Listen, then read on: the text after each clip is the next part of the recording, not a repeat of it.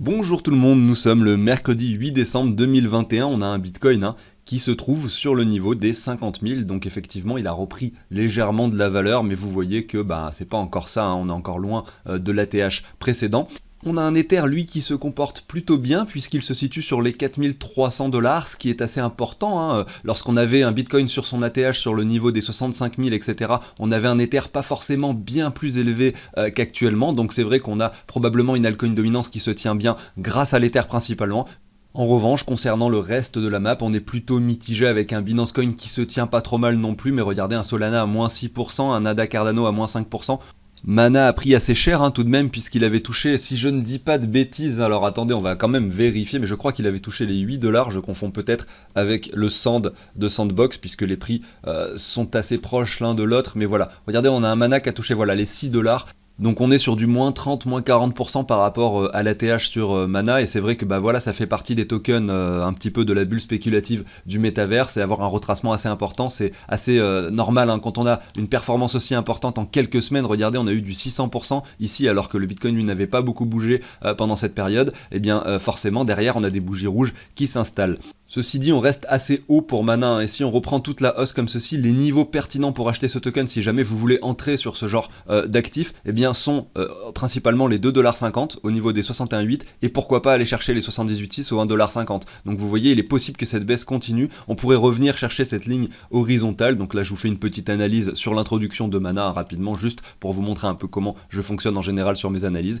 Regardez, il semble vraiment envisageable de revenir sur les 1,50$. En plus, ça représente finalement cet ancien sommet. Alors là, j'ai pas tout l'historique du token, puisque je suis sur la plateforme BigBon, que je ne connais même pas. Mais enfin, voilà, vous pouvez aller chercher un peu sur toutes les plateformes. On va aller voir par exemple KuCoin. Il n'y a pas forcément plus d'historique non plus. Binance. Voilà, là, il y a un peu plus d'historique. Mais voilà, on a quand même cet ancien sommet qui peut faire office de support désormais sur cet actif. Alors, aujourd'hui, au programme, on va bien sûr parler du Bitcoin, de l'Ether. On va aller voir les deux graphiques par rapport au dollar. Et on va enchaîner avec des altcoins, comme d'habitude. Hier, je vous parlais de Tezos, qui était sur un niveau très pertinent graphiquement parlant. Et effectivement, ça se vérifie d'ailleurs, puisqu'on a 28% sur ces dernières 24 heures. On va en profiter pour y jeter un œil également. Et puis, en tout début d'émission, on va également parler d'un projet lié au métaverse, c'est complètement lié également à MetaHero. Hero, c'est un token que je vous avais présenté lors d'une émission il y a environ 2, 3, 4 mois, je ne sais plus exactement, je crois que ça devait être fin août, quelque chose comme ça, sur la pre-sale, et le token Hero, vous le savez pour ceux qui m'ont suivi, a effectué une performance d'environ x100. Donc pour les personnes qui ont pu l'acquérir à ce moment-là et qui en ont encore dans leur portefeuille et qui n'ont pas forcément tout vendu, vous allez pouvoir peut-être, grâce au Hero détenu, pouvoir participer à une allocation sur ce projet en question que je veux vous présenter aujourd'hui. On va bien sûr jeter un œil au site et je vais vous montrer un petit peu tout ça. N'hésitez pas au passage à vous abonner si le contenu de la chaîne vous plaît. Pensez à la petite cloche pour ne pas manquer les émissions quotidiennes. Au petit like sous l'émission, ça fait toujours plaisir. Je vous passe la petite introduction et je vous dis à tout de suite.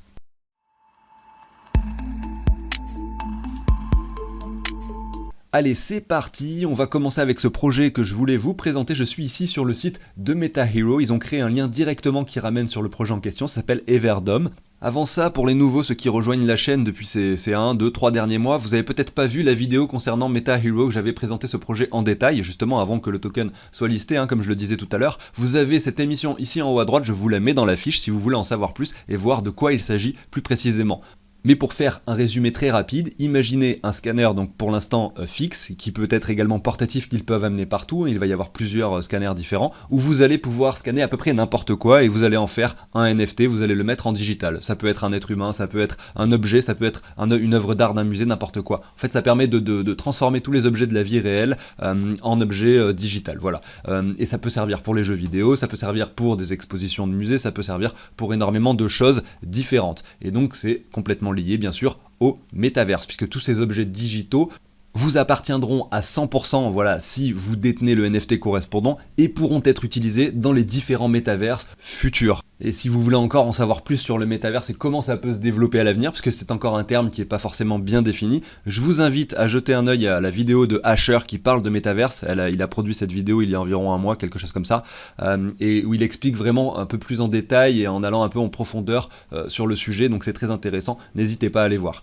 Alors je clique sur le lien Everdom pour tomber sur le site et on va voir un petit peu comment ça se passe. Alors ce qu'ils expliquent ici de façon générale, c'est que vous allez pouvoir obtenir de leur token, de ce projet-là, tout simplement en détenant des Heroes. Donc effectivement aujourd'hui le cours de Hero, regardez, on va regarder ça ensemble, donc le token est classé 110e en capitalisation, je l'aurais jamais cru que ça arriverait un jour, mais bon, c'est tant mieux d'avoir quelque chose qui explose aussi rapidement, aussi vite. Le token vaut 20 centimes de Meta Hero, ok? Donc c'est assez important. C'est-à-dire que pour les personnes qui souhaiteraient acheter des Heroes uniquement pour pouvoir participer du coup à l'allocation de Everdom, eh bien à ce moment-là vous êtes sur un pari risqué. En revanche, ceux qui en ont déjà parce qu'ils me suivent depuis longtemps et qui connaissent ce token, et je sais que vous êtes tout de même assez nombreux, eh bien vous allez avoir la possibilité d'avoir des allocations pour ce projet Everdom et leur token. Donc par exemple, regardez ici, je vous montre quelque chose. Si vous aviez vos tokens le 26/11/2021 sur un portefeuille décentralisé, et que vous possédiez sur ce wallet une somme supérieure à 10 000 Heroes, et ben vous allez donc entre 10 000 et 100 000, vous allez avoir un slot, donc une allocation sur le projet Everdom avec 15% de discount. Ensuite, si vous avez plus que 100 000 Heroes, vous avez 20% de discount et donc 10 slots. Vous allez pouvoir acheter beaucoup plus de tokens de ce projet, donc probablement avoir des gains bien plus importants, parce que là on parle d'allocation, donc il y a seulement une petite partie, une minorité de personnes qui pourront investir, uniquement ceux qui détiennent des Heroes et à des sommes assez importantes. Et donc forcément, eh bien, le projet, lorsqu'il sera listé, s'il y a un engouement derrière qui se crée, il est possible qu'il y ait des performances assez importantes. C'est un peu comme sur un launchpad finalement. Il y a très peu d'investisseurs au départ, et ensuite, peut-être que si regardez aujourd'hui sur leur Telegram, sur Everdom, ils ont quand même 15 000 abonnés. Donc effectivement, le token n'est pas encore listé, mais d'ici qu'il soit listé, peut-être qu'ils en auront 30 000 ou 40 000 ou 50 000. Je leur fais confiance, parce que niveau marketing, je sais qu'ils sont très très très forts. C'est la raison pour laquelle le token de Meta Hero, le Hero, à pump autant, c'est que tout simplement ils sont hyper forts en marketing. Et bien c'est possible qu'au listing le token de Everdom fasse une performance très intéressante. Voilà, et ensuite si vous avez plus que 1 million de Heroes, vous allez avoir 100 slots pour pouvoir investir dans ce projet, etc. Mais là, ça concerne vraiment que très peu de gens. Effectivement, moi lorsque j'avais participé à la prévente des Heroes, de Meta Hero, j'en avais plus qu'1 million, j'avais pu en acquérir 2 millions des Heroes, mais bon, j'en ai revendu une grosse partie aujourd'hui, et pour vous être tout à fait franc avec vous, j'en ai même moins que 100 000, donc c'est pour vous dire, j'ai déjà pris pas mal de profit. Ce qui est logique, quand on a un x100 sur un projet, c'est rare finalement de le garder et de hold pour toujours, même si si ça représente ensuite 90% de votre portefeuille, vous pouvez pas tout simplement ne pas les revendre. À un moment donné, vous n'allez pas avoir un portefeuille qui est constitué uniquement de Heroes, c'est logique. Enfin bref, pour finir mon explication, il y a eu un snapshot le 26/11, il y en a un autre le 10/12, donc effectivement le 10 décembre, dans 2 jours. Si vous avez vos Heroes sur votre wallet décentralisé le 10/12, a priori, de ce que j'ai compris, vous allez être éligible pour ces slots. Donc effectivement, si vous en achetez maintenant, vous allez quand même pouvoir avoir ces offres. En revanche, si après le 10/12, vous avez toujours pas des Heroes ou que vous décidez d'en acquérir après, vous pouvez quand même avoir une allocation, mais pour ça, il faudra avoir 50 000 Heroes et non pas 10 000, et vous aurez un seul slot, tout simplement, et 10% de discount, voilà, jusqu'au 10 janvier. Donc je pense que le token n'est pas prêt d'être listé, on le voit ici, jusqu'au 10 janvier, on est toujours sur finalement cette pré-vente ou cette pré-allocation, on va dire. Il y a également une petite vidéo qui explique en détail le fonctionnement, mais pour vous dire ce que j'ai compris en ayant lu ce texte, en ayant regardé la vidéo, c'est que grosso modo, il faut que donc jusqu'au 10 janvier 2021, il faut absolument pas que vous vendiez ou que vous transférez des Heroes, sinon ça va pas marcher. C'est-à-dire que même si le 10 décembre vous avez eu le snapshot correct avec vos Heroes sur le wallet, mais que par exemple le 15 ou le 20 ou le 5, par exemple le 5 janvier, vous revendez des Heroes, eh bien vous n'allez pas être éligible. Voilà, il faut vraiment les garder, c'est ce qu'ils expliquent ici. Et vous voyez, c'est toute une technique qui est encore faite pour que les gens gardent leurs Heroes et donc que le prix ne dumpe pas, tout simplement. Donc faut être conscient qu'après cette prévente, peut-être que beaucoup de gens vendront des Heroes, peut-être qu'il est monté également pour ça, parce que la communauté a peut-être suivi ce projet et que donc beaucoup en ont acheté pour pouvoir participer à ça. Mais voilà, ce sera quelque chose à suivre, mais c'est clair que acheter des Heroes maintenant, peut-être ça peut être dangereux, puisqu'on sait qu'au mois de février-mars, peut-être qu'il va retracer un petit peu légèrement avec tous les gens qui auront pu participer à Everdom et qui voudront ensuite par la suite revendre leurs Heroes. Enfin voilà, à vous de vous faire votre propre avis là-dessus et de prendre votre décision. Moi je vous en parle simplement parce que c'est lié, parce qu'on a pu présenter Meta Hero, parce que c'est quelque chose de très intéressant, ça concerne le métaverse et c'est probablement pas fini, et des performances il y en aura probablement encore, il faut en profiter. Malgré tout, sur ce projet, il faut rester conscient qu'on n'a pas beaucoup de détails, hein. C'est-à-dire que c'est très marketing ce qui est ici, mais malheureusement je n'ai pas encore eu de white paper ou de choses comme ça qui expliquent vraiment de quoi il s'agit, de façon très précise. Donc on voit ici que c'est complètement lié à MetaHero, donc je fais confiance à 100% sur la fiabilité du projet, mais j'attends d'avoir plus de détails, c'est sûrement volontaire de leur part, hein, de ne pas en donner, et j'attends d'avoir plus d'informations, je suis en contact avec eux pour vous faire une émission vraiment consacrée à ce projet et vous expliquer comment ça fonctionne. Vous voyez là les images qu'on a à l'écran, en fait on aurait dit vraiment des vraies personnes, hein.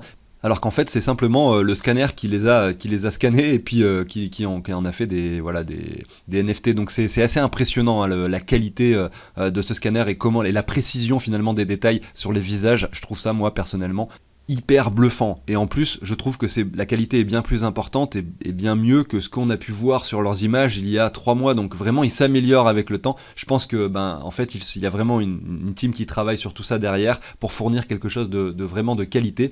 Et donc si aujourd'hui vous croyez dur comme fer que dans les années qui viennent le métaverse va réellement se développer, eh bien je peux vous dire que MetaHero risque d'être réellement présent dans la partie, puisque je ne crois pas qu'ils aient énormément de concurrence dans le domaine, hein, avec leurs scanners, etc., qui permettent de passer n'importe quel objet dans le monde virtuel. Enfin voilà, c'est quelque chose qu'on suivra bien sûr sur la chaîne au quotidien, parce que j'ai bien l'intention de rester là des années et de vous en reparler peut-être dans 1 an, 2 ans, 3 ans. Et on verra quel chemin ça prend tout ça. Ceci étant dit, on va enchaîner directement avec la suite et donc les analyses. On va commencer avec le Bitcoin rapidement. Pour ensuite analyser l'Ether, on enchaînera avec XTZ qui établit de très belles performances depuis qu'on en a parlé avant-hier, hein, finalement. Et on clôturera l'émission avec des coins potentiellement intéressants sur des graphiques pertinents. Donc n'hésitez pas à suivre tout ça, c'est parti, on débute. Allez, c'est parti, on est sur un Bitcoin qui a touché, vous le savez, les 41 000 $ approximativement. Là, il reprend un peu de valeur, hein. Donc après cette grosse bougie de liquidation, il fallait être vraiment sur le coup pour pouvoir l'acheter à ce prix-là, puisque 41 000 $, ça a dû y rester pas longtemps. On va regarder sur le graphique, par exemple, en 1 heure. Voilà, on n'y est même pas resté. Je pense qu'on y allait sur un espace-temps d'à peu près 5 minutes avant de revenir ici sur les 46 000. Donc clairement, c'est pour ça que c'est intéressant de mettre des ordres, hein, sur les plateformes d'échange. Quand vous voulez acheter, principalement sur le Bitcoin, hein, ça se passe régulièrement comme ça, vu qu'il est tradable sur tous les produits financiers en général, avec des déclenchements de stop loss, un crescendo. Regardez, si on reprend toute la hausse, vous auriez pu vous mettre un ordre ici sur les 61,8 à 44 300 par exemple. Vous auriez peut-être pas eu la pointe, hein, la mèche, quoique vous aviez la trendline ici, mais c'était chaud, c'était compliqué à choper. Vous aviez l'ancien bottom à cet endroit-là, mais voilà, les 61,8, 44 000, ça aurait été un point où vous auriez pu. Moi, je l'ai pas fait, hein, personnellement, j'ai pas mis d'ordre, hein, j'ai pas honte de le dire. En fait, je suis à full crypto quasiment aujourd'hui. Voilà, mais j'essaye de faire des émissions où je parle aux personnes qui arrivent sur le marché, qui souhaitent investir, et j'essaye de vous donner des indications comme celle-ci, avec des ordres que vous pourriez par exemple mettre, même si vous êtes bien sûr complètement responsable de vos décisions. Donc on va aller voir bien sûr le Crypto Fear and Greed, donc comme d'habitude. Alors Crypto Fear and Greed, tac. À combien on est? Est-ce qu'on est toujours dans l'extrême peur ou pas? On est remonté un petit peu effectivement, hein, puisque là on a un Bitcoin qui reprend un peu de valeur, donc c'est bien. Si on se met en 4 heures et qu'on regarde ce graphique plus en détail, hein, plus précisément, on a vraiment la grosse liquidation qui a eu lieu. Ensuite, on vient former un W. Hein. Bon, là maintenant qu'on a eu ce gros mouvement, il faut s'attendre à une volatilité encore assez importante pendant les prochains jours, mais qui risque de réduire un petit peu avec le temps pour reconstruire quelque chose avant une future performance par exemple, hein, on ne sait pas. Regardez ici, il y a un W qui s'est formé, il y a un petit retour. Un retour, hein, de neckline qui va a priori se produire, on n'est plus très loin. Regardez, si on se met vraiment sur les corps de chandelle, le Bitcoin qui reviendrait ici à 49 400 $ dans les heures qui viennent, ça serait pas déconnant finalement. Avant, pourquoi pas, hein, regardez, d'avoir quelque chose soit qui nous structure une continuation haussière après le retour de neckline, soit effectivement qui poursuit sa baisse pour aller chercher un niveau plus bas. Alors là, impossible de dire, hein, réellement ce qui pourrait se passer. On voit que les liquidations ont eu lieu, que la peur s'est installée. Est-ce que désormais on est prêt à aller plus haut? En tout cas, c'est ce que j'espère et c'est ce que je pense, mais on ne peut pas être sûr de tout ça. Il y a une autre chose que je vois ici qui est très intéressant sur ce graphique. On va supprimer ces lignes jaunes que je viens de tracer. On peut prendre par exemple une ligne voilà, de tendance, et on va prendre ces points bas. Regardez ici, ces points bas correspondent, alors on va essayer de prendre vraiment tous les points. Donc c'était un fort niveau de support, on l'a vraiment cassé par le bas avec cet excès baissier et ces liquidations en chaîne. On réintègre directement le canal, donc ça c'est intéressant. On peut se dire qu'effectivement on peut à nouveau effectivement utiliser ce point là comme un point de support pour imaginer une future hausse par la suite. On est pile poil dessus aujourd'hui, hein, sur le 4 heures, donc ça c'est selon moi quelque chose d'assez pertinent. On va repasser sur du daily pour observer un peu la chose sur le plus long terme. On reprend notre Fibo que j'ai mis tout à l'heure, hein, mais je vais le mettre à nouveau. On voit qu'on a, comme je le disais, touché les 61,8. On a observé, hein, comme je le disais sur le Bitcoin, hein, sur le long terme, à chaque fois on aime bien revenir chercher les 0,5. Je vais pas refaire le travail aujourd'hui, mais c'est ce que l'on constate souvent et très régulièrement. Et là, sur les corps de chandelle, c'est vraiment pile poil le niveau qui a été atteint. Regardez, les 0,5 ici. Donc peut-être que ça y est, on est sur le bottom. En tout cas, c'est ce que l'on pourrait se dire. Les bougies de liquidation comme ça extrêmes n'ont pas à chaque fois lieu. Là, ça a été le cas jusqu'au 61,8. Donc clairement, soit on résiste sur le niveau actuel, sur lequel effectivement ça peut être pertinent d'investir si vous voulez investir sur le Bitcoin sur du moyen terme, soit on risque de peut-être de revenir chercher cette trendline de façon un peu plus durable avec des réelles bougies rouges qui s'installent et non pas juste une bougie de liquidation sur du 5 minutes. Je parle d'une vraie installation baissière qui pourrait nous ramener ici aux 42 000. Et là, vous allez avoir également un palier très intéressant si on arrive sur ce point-là, notamment avec cette trendline, cette ligne de tendance blanche que j'ai dessinée, qui est donc de très long terme. Regardez, qui vient chercher ce point bas. Alors là, il y a beaucoup de choses à l'écran, donc c'est pas forcément très pratique à visualiser. Mais ici, le 5 octobre 2020, ici, le 12 juillet, regardez, on pourrait venir la chercher une dernière fois avant d'imaginer, regardez, quelque chose qui nous forme un W ici pour aller chercher un nouveau sommet par la suite. Donc, si vous êtes investisseur aujourd'hui sur le Bitcoin, les niveaux actuels sont pertinents. Vous aviez la possibilité de mettre un ordre à 44 000, mais vous l'avez peut-être pas saisi. Gardez la liquidité tout de même parce qu'on pourrait revenir sur ces 44 000 avec ce point de confluence, avec cette ligne de tendance. Voilà pour le Bitcoin. J'enchaîne avec l'Ether qui, lui, regardez-le à l'écran, hein, il a une configuration bien plus bullish que le Bitcoin. Je vous remets rapidement le graphique du Bitcoin pour que vous puissiez comparer ça. On avait, alors je vais enlever carrément l'ensemble des choses qu'il y a à l'écran. Ici, un sommet en mars, en mai 2021. Un deuxième sommet avec l'ATH et là, un gros retracement qui s'opère. Regardez maintenant le graphique de l'Ether. On a un sommet ici, un sommet plus important, un retracement assez léger, assez faible hein, sur ce graphique. Donc on a un Ether qui a une configuration extrêmement plus bullish ici que le Bitcoin. Cette trendline que je trace à l'écran est beaucoup plus basse. Est-ce que l'Ether pourrait revenir ici? Oui, bien sûr. On ne peut pas nier le fait que l'Ether puisse revenir sur cette ligne. Notamment, on avait discuté ensemble de l'altcoin dominance et de la possibilité, alors je ne vais pas la repasser aujourd'hui, mais en gros, sur l'altcoin dominance, vous avez une sorte de triangle rectangle et nous sommes par ici et il y a possibilité qu'on vienne chercher une dernière fois cette ligne basse. Regardez, en fait, on a sur l'altcoin dominance quelque chose qui fait comme ça. Il est possible qu'on vienne chercher une dernière fois cette ligne basse sur l'altcoin dominance avant d'avoir une réelle performance. Et ça pourrait être matérialisé sur l'Ether, donc par rapport au dollar bien sûr, un retour un petit peu plus bas par ici, vous voyez. Voilà, je dis pas que ça va se produire, mais ce qui est sûr en tout cas, c'est qu'on a des altcoins qui sont très puissants, notamment l'Ether, qui se comporte extrêmement bien. Regardez, même son RSI est assez positif ici, hein, quasiment en zone de surachat. Et si on met une ligne de tendance, regardez, qui vient chercher ces points-là, on va même enlever voilà, ceci. Vous voyez que on est assez précis. Alors je vais essayer de le repositionner. Voilà, on est vraiment très très précis ici. Hein. On est à chaque fois revenu chercher ce point-là. Donc une fois, deux fois, ça y est, on a notre ligne. Et là, on est en train de venir le chercher une troisième fois. Est-ce que là, ça va jouer son rôle de support? Si c'est le cas, on pourrait avoir un Ether qui performe assez rapidement. Là, quand je vois ce graphique, je me dis qu'on n'est pas très loin. On n'est pas très loin, peut-être à quelques semaines, quelques mois, de voir une altcoin dominance qui explose par rapport, donc du coup que le Bitcoin perde en valeur par rapport aux autres cryptos, et d'avoir un Ether qui vienne chercher les 6, 7, 8, voire 10 000 $. On n'y est plus très très loin. Malgré tout, restons les pieds sur terre et essayons d'imaginer des targets pour nos amis, les personnes qui arrivent sur le marché et qui souhaiteraient avoir des informations sur des prix d'achat éventuels. Eh bien regardez, on va se mettre un Fibo qui récupère cette hausse. Est-ce qu'on va aller plus haut? C'est possible. En attendant, on n'y est pas encore, donc on positionne le Fibo comme ceci. Et effectivement, vous avez les 23,6 qui ont été touchés, les 38,2 sur cette bougie de liquidation également. Voilà, mais c'était compliqué à saisir, hein, aux 3666 $.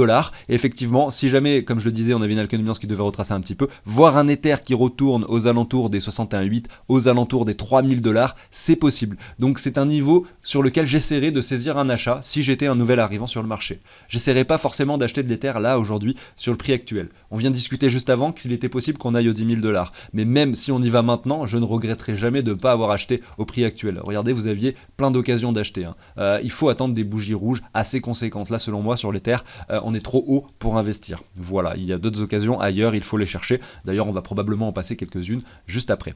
et notamment Tezos. Alors Tezos, j'en ai parlé avant-hier, ceux qui suivent la chaîne même depuis pas longtemps, vous avez peut-être vu cette émission. Et si vous l'avez vu, vous avez compris que ici j'avais positionné une ligne de tendance à cet endroit-là, une ligne de tendance à cet endroit-là, et là il n'y a pas besoin d'être un pro en trading ou un pro en graphique pour constater que là on est sur une borne basse et qu'ici on est sur une borne haute. Est-ce que ça veut dire que ces bornes se vérifient à chaque fois? Non, le Tezos pouvait aller plus bas, mais c'était un point très pertinent pour acheter, parce qu'on l'a constaté, sur l'historique du graphique c'était un point pertinent. Ce qui s'est passé ces 2 derniers jours, c'est un Tezos qui a pris par rapport au Bitcoin, donc environ 40%. On peut aller voir son prix du coup par rapport au dollar, mais ça risque d'être légèrement la même chose, hein. Regardez ici, on va regarder, voilà, donc ces 2 derniers jours, 40%, c'est exactement la même chose. On a juste une configuration un peu différente par rapport au dollar, mais on arrive quand même à constater ces bornes basses et ces bornes hautes exactement de la même façon. Donc voilà, écoutez, est-ce que maintenant désormais c'est un bon niveau pour acheter du Tezos?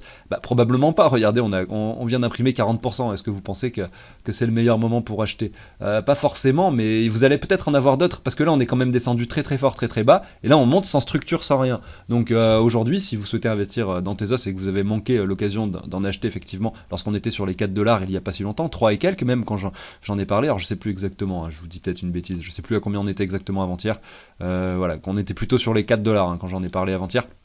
Aujourd'hui, on est remonté assez fort, assez haut. On peut se mettre par exemple une ligne de tendance comme ceci, vous voyez, tac. On n'a quand même pas cassé cette ligne par le haut, donc c'est pas un signal ultra bullish non plus. On a l'indication que voilà, le marché a envie d'être un peu plus bullish, mais il n'y a pas encore de cassure, de confirmation, de choses comme ça. Il va falloir, voilà, si j'étais là arrivant et que je souhaitais acheter du Tezos, j'attendrais à minima le retour ici, hein, sur les 4 dollars. Et si ça arrive pas, tant pis, hein, parce que voilà, il y avait l'occasion à saisir ici. Mais là, j'essaierai d'attendre cette zone de rechargement-ci entre les 4,17$ et les 3,71$ pour essayer d'imaginer une structure qui pourrait se produire. Vous avez également la possibilité, si vous êtes un petit peu plus impatient, tout simplement d'acheter sur ces anciens points bas. Parce que là, on pourrait avoir une épaule, tête, épaule inversée. Je vous la dessine. Une épaule, tête, épaule inversée. Et donc ça nous ferait effectivement un point pertinent ici aux alentours des 4,50$. Donc plusieurs paliers à se mettre, 4,50$, 4,17$, 3,71$. Voilà, vous avez un panel de choix ici pour acheter du Tezos. Avant d'enchaîner avec la suite et des graphiques intéressants sur certaines crypto-monnaies, on va parler rapidement d'un tableau que je partage.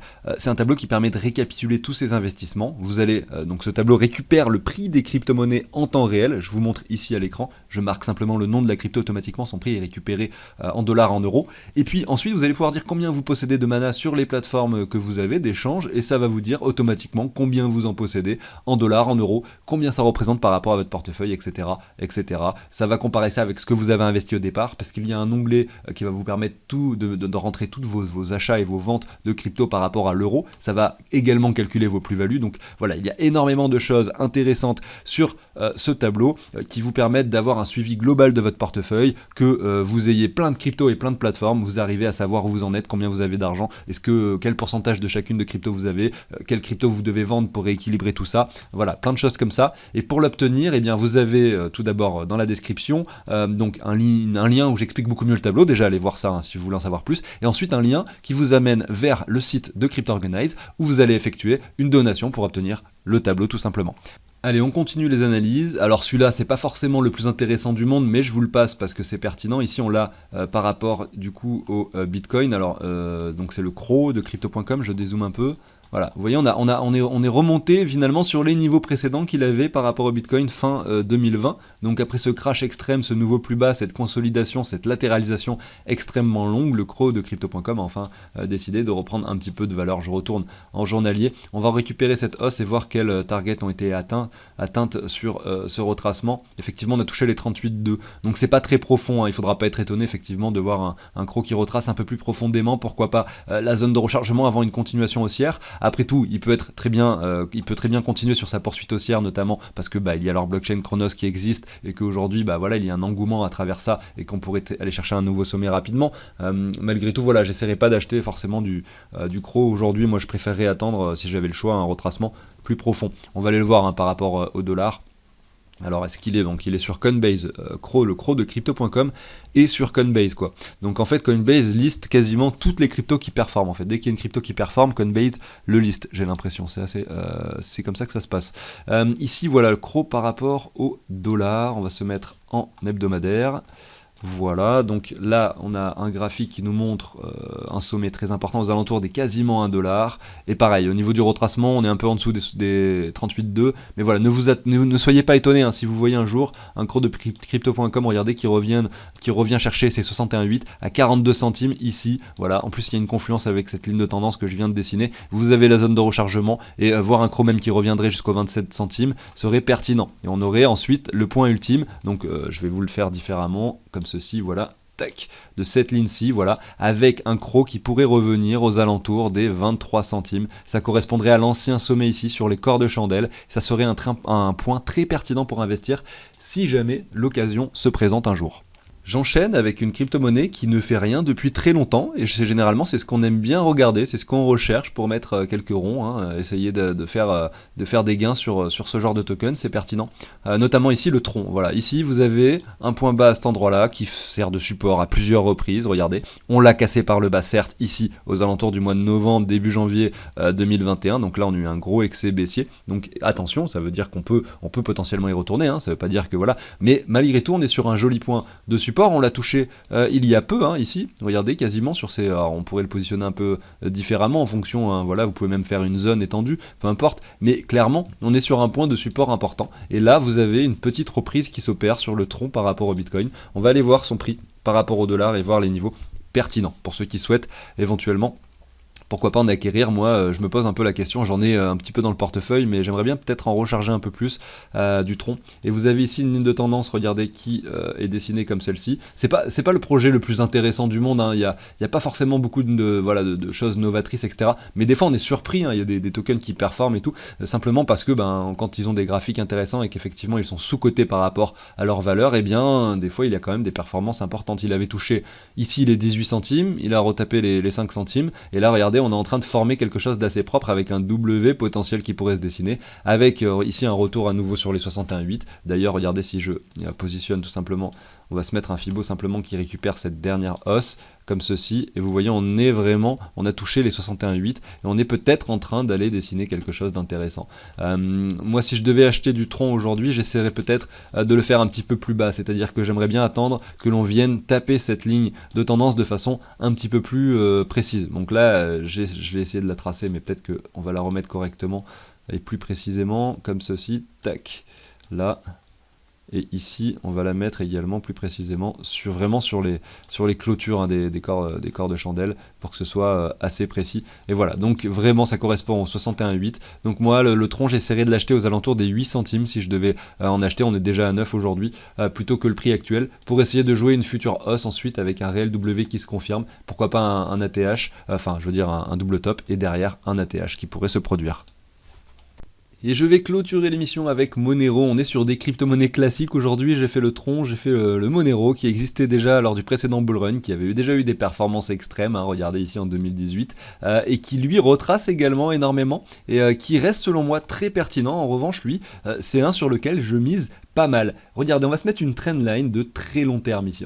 Ici, on est en weekly, on va même se mettre en mensuel tellement qu'il y a d'historique sur ce token. On va se mettre une ligne comme ceci, regardez. Voilà, on vient chercher ici à cet endroit-là ce point-ci, et regardez ce point-là, et ce point-là, voilà. Donc on est sur un niveau vraiment très pertinent sur Monero par rapport au Bitcoin, sur lequel il est pertinent d'investir. On sait bien que ça reste que de la spéculation et qu'effectivement on n'est pas sûr que derrière la reprise va réellement s'effectuer, mais le point actuel est intéressant. On va aller voir son prix du coup directement par rapport au dollar XMR USD pour constater ça directement, voir les prix qui sont intéressants. Effectivement, il a quand même performé en 2000, donc là je suis sur la plateforme Binance, il a été listé simplement en novembre 2018, donc en fait c'est quand même un moment. Lors du précédent bullrun, il avait touché les 548 $, lors de ce bullrun-ci, il a touché les 530, un nouvel ATH est encore possible, on ne l'a pas encore établi. On avait donc pendant toute cette période baissière un joli W qui s'était formé sur une très très longue période, puisque là je suis en mensuel, on pourrait l'observer également en hebdomadaire ce W, mais vous voyez c'est une période de temps assez longue, entre le 9 juillet 2018 et le 4 janvier 2021, on est vraiment sur un W de très très longue date. Regardez, on peut se mettre cette ligne là, c'est la ligne de retour de neckline qu'on a touché dès qu'on l'a cassé, regardez, on l'a touché à nouveau ici, là on vient de faire un point plus haut, on touche à nouveau la neckline, et là vraiment derrière, bim, donc là il y a eu deux occasions d'achat sur neckline, avant vraiment vraiment une poursuite haussière et un Monero qui quasiment établit un double top. Derrière, un retracement important s'impose, puisque il y a le Bitcoin qui a perdu 50% de sa valeur, et lui, il a suivi. Hein. Il a perdu également pas mal, hein. Si on reprend le sommet ici et le point bas, 75% de sa valeur. Il faut ensuite redessiner quelque chose d'assez faiblard ici, avec un cours assez... regardez ici, à 209 $, qui établit le même bottom qu'à cet endroit-là. Donc là, on est sur un point, on le constate désormais, puisqu'on voit que ça s'est arrêté ici, on ne pouvait pas le savoir avant, hein, mais là, clairement, on voit que du coup, c'était un joli point de support, puisqu'on a clôturé pile poil sur les corps de chandelle au même endroit. Donc ça pourrait former un W par la suite, et c'est vrai que les prix actuels du Monero, 209 $, approximativement les 200 $, sont pertinents pour une poursuite haussière. On l'a vu sur le graphique par rapport au Bitcoin, on a également l'indication d'une hausse potentielle par rapport au Bitcoin. Donc avoir un Monero qui viennent chercher un nouveau sommet dans les semaines, mois qui viennent, est selon moi envisageable, et c'est pour ça que j'ai un petit peu d'argent investi dans ce token. Voilà, j'en ai fini avec l'émission du jour. Sachez également, hein, juste pour finir avec le Monero, que il est possible que l'on revienne chercher les 78,6 pour les niveaux inférieurs si on casse cette ligne de support aux alentours des 137 $, et derrière vous avez même la neckline ici aux alentours des 118 $. Voilà, ça serait pour moi les points les plus intéressants pour acheter, qui risquent quand même selon moi de ne pas être atteints. Il faut en être conscient au vu de ce que l'on a vu sur les graphiques ensemble. Voilà, j'en ai fini avec tout ça. Merci de m'avoir écouté, merci de m'avoir suivi. Je vous souhaite une excellente journée. Je vous dis à très bientôt sur la chaîne. Salut tout le monde.